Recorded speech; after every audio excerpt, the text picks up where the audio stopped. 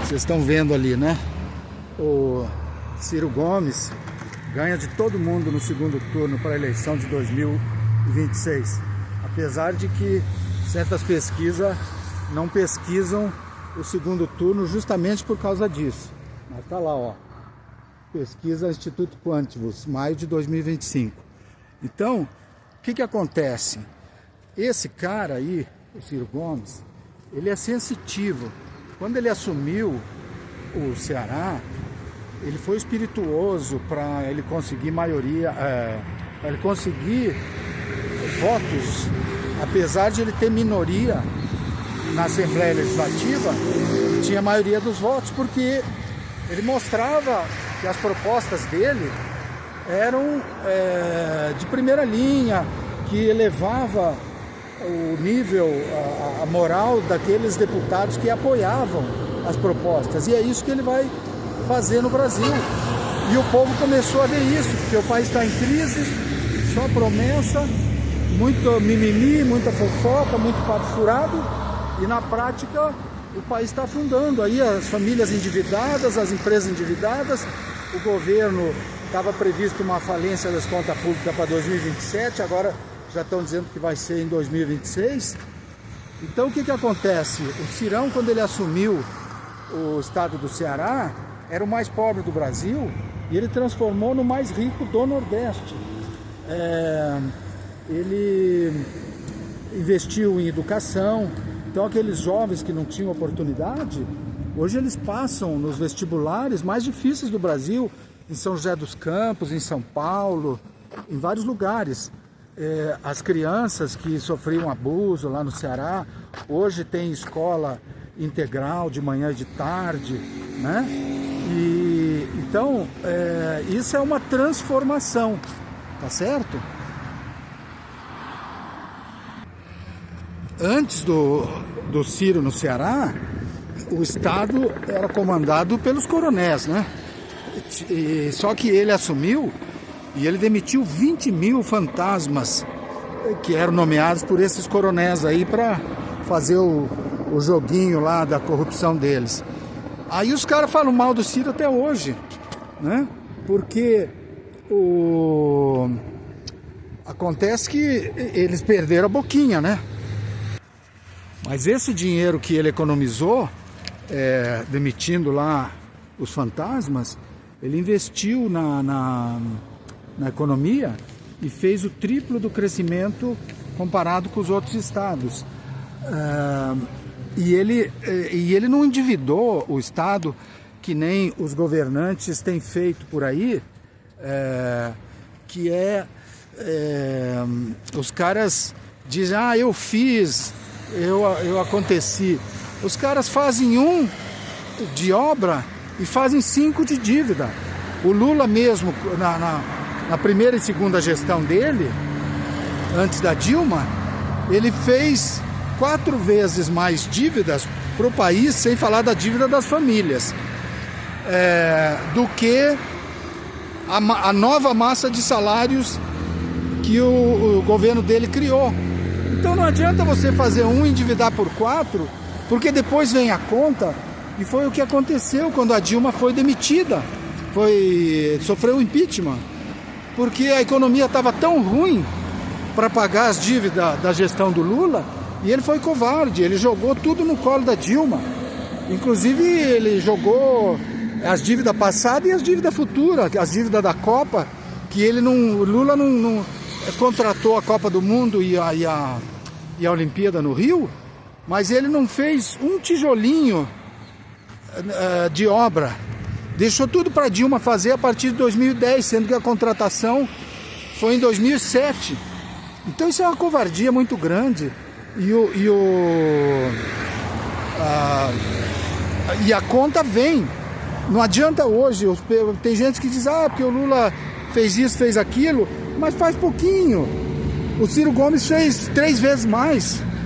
Lá no Ceará, fez no governo federal, junto com o presidente Itamar Franco. E o Ciro não faz dívida. O Ciro pagou as dívidas do Ceará, zerou.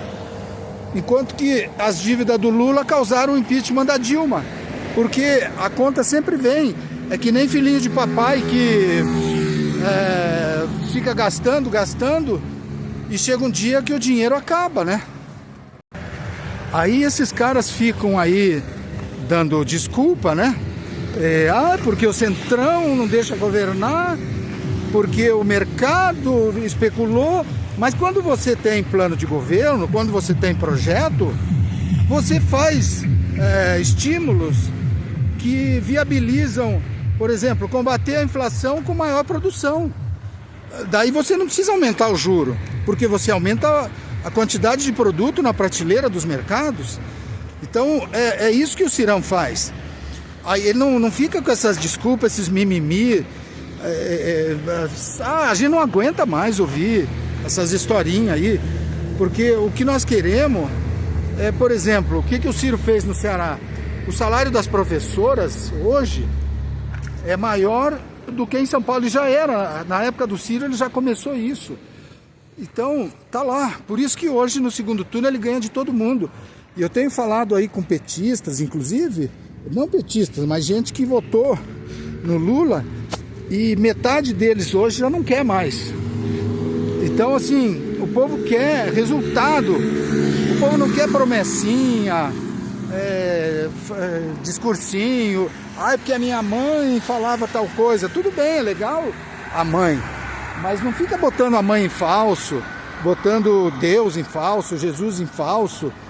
Nós queremos ver trabalho, resultado, e o Espírito de Deus vem junto, mas não usar o nome deles. Porque as professoras, lá o salário delas não foi só numa gestão. O Ciro saiu e os seguidores dele continuaram, né? Então, 30 anos depois continua o salário maior do que São Paulo. Isso é uma estruturação que foi feita, reformas no Estado. Agora o PT está estragando lá o Ceará, está com aquelas organização criminosa, está tomando conta lá. O povo não consegue ficar esperando o ônibus, que às vezes é assaltado. Mas assim,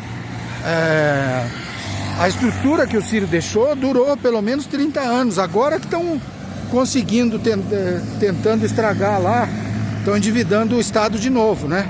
Porque daí eles roubam o dinheiro e depois precisa de um cara bom que nem o Ciro para consertar, né? Só que isso agora vai estar acontecendo no Brasil. O Brasil está falindo. Então, por exemplo, as favelas lá em São Paulo são muito maiores do que no Ceará. Vai na cidade de São Paulo e vai em Fortaleza. Fortaleza é uma cidade 7 vezes menor do que a capital de São Paulo. Agora, as favelas em Fortaleza, elas são 9 vezes menos. Então, na proporção também é menos, né? E o Ciro fez tudo isso cobrando menos imposto, sem fazer dívida, né? Então isso é competência. Ele industrializou o estado do Ceará, que era um estado que nem agricultura não tinha. Era um estado que tinha aquele sertão seco. Depois eles fizeram uns trabalhos lá para manter uma certa umidade no solo para poder plantar. E aí conseguiram, em algumas áreas do estado, né? Então hoje eles exportam lá melão e uma série de coisas. Fizeram os consórcios lá, os convênios lá do Sebrae com o pessoal lá, aqueles que fazem aquelas redes, aquelas coisas de tecido, de algodão, né? Exportam aquilo também, o artesanato. E a indústria, hoje o Ceará é um dos líderes na indústria de calçados, em certos produtos de metalúrgica, na fabricação de fogões, de material elétrico, de alimentos, de roupas, né? Então assim, ele industrializou o Ceará num momento que o FHC, o Lula e todos esses outros aí, o Bolsonaro, ficavam dando desculpa que não tinha como manter a indústria do Brasil viva. Mas ele não... ele pegou a indústria perto de zero e transformou num dos estados proporcionalmente mais industriais do país. E não tem esse papo de que ele é contra o mercado, que ele é contra o liberalismo. O Ciro faz o que tem que ser feito. Ele não faz dívida, porque quem desses caras aí, que é a falsa esquerda, que fica prometendo que vai fazer, daí faz um monte de dívida para fazer um pouquinho de obra, esses aí é a falsa esquerda. O Ciro é centro, ele é centro-esquerda, ele faz o que tem que ser feito. Então, ele fez a indústria cearense, mas sem endividar o Estado, sem fazer sem dinheiro do Estado. Ele fez com estímulo, com inteligência, com projeto, com financiamento, com juro honesto, né? Então não tem esse papo de direita contra esquerda. Ele faz o que é bom para todos, né? Você pega, por exemplo, a água lá em Fortaleza, ela é 100% tratada. Você vem aqui em Curitiba, nós estamos aqui na região metropolitana de Curitiba. Você vem aqui, a água de Curitiba não é 100% tratada, né? Os rios de Curitiba estão cheios de esgoto, enquanto que o tratamento de esgoto em Fortaleza é maior. Então nós não estamos querendo falar mal de outras cidades. Tem gente que se dói, não pode falar mal da minha cidade.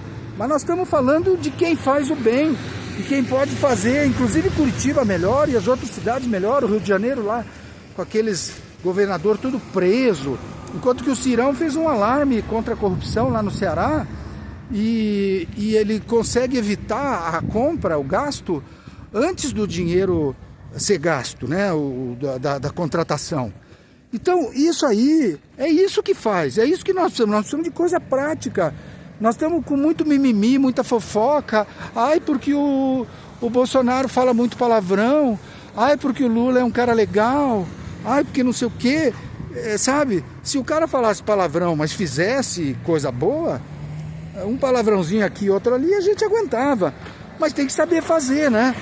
E no final o Bolsonaro ainda fez um juro menor do que o juro do Lula. Não que nós estamos defendendo o Bolsonaro, mas assim, aquele dinheiro secreto lá das emendas lá dos deputados, o Lula também aumentou. Pode ser, ele tem algumas outras coisas que ele foi menos pior do que o Bolsonaro, mas o Cirão é melhor do que os dois. Se você pegar o parceiro do Ciro lá, que era o Brizola, fez 35 vezes mais escolas do que o Lula e o Bolsonaro somados. E o Brizola fez em 2 estados e o Lula e o Bolsonaro tinham o Brasil inteiro para fazer. Então todas essas coisas, né? O pedágio é zero em todas as estradas do Ceará, e aqui no Paraná, por exemplo, e aqui no estado vizinho em São Paulo, nós temos o pedágio um dos mais caros do mundo, né? A fila da saúde no Ceará é uma das menores do Brasil, pelo menos era antes do PT fazer essa papagaiada lá para assumir o Estado, porque fica fazendo essas fofocas. Num momento a população se deixa levar e votou no PT, mas depois ela viu que encheram o Estado de crime, piorou as filas de saúde, tudo, não fizeram mais mutirão de cirurgia que nem os aliados do Ciro faziam. Agora ninguém mais quer PT. Então é isso aí, minha gente, menos fofoca e mais trabalho, e vamos para frente. E esse é o cara. Olha lá, 38% no segundo turno contra 36% do Lula. Isso hoje, porque a campanha, quando começar, o Lula está caindo 1% ao mês. Ele estava com 48% no primeiro turno de 2022. Aí no começo ele caía 0,3% ao mês. Agora ele está caindo 1% ao mês. E o Cirão está subindo. O Cirão estava com 3%. Agora no primeiro turno ele está com 18%. E no segundo está lá com 38%, mas vai fazer muito mais. Tá? Porque ali não está contado, ali você tem uns outros quase 30% que é daqueles que não vão votar ou que votam nulo e branco. Mas quando você tirar esses aí o Cirão já está perto de 60%. Um abraço, vamos para frente, muito trabalho, muito amor, muito carinho e um presidente sensitivo, espirituoso e competente para nós e para o Brasil.